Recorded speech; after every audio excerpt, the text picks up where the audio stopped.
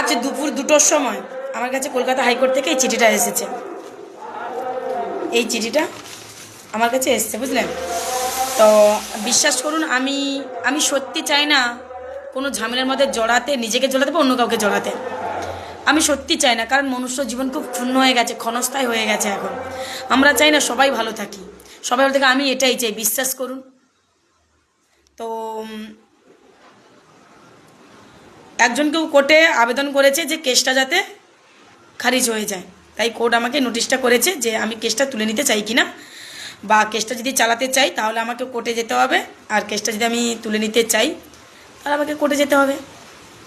তো বিশ্বাস করুন, আমি কোনো ঝামেলা চাই না। বিশ্বাস করুন, এই পৃথিবীটা একটা গোলাকার, বুঝলেন? আমরা সবাই একটা পরিবারের মধ্যে রয়েছে। আমি কোনোদিন কোনো ঝামেলা চাই না, কিন্তু কাউকে যখন একটু আঘাত করবে না, দাদা বা আমার ভাই দিদি বৌদিদেরকে বলছি একটু সাবধানে করবেন, সেজন্য রাগের মাথায় ভুলভাল সিদ্ধান্ত না নিয়ে ফেলে।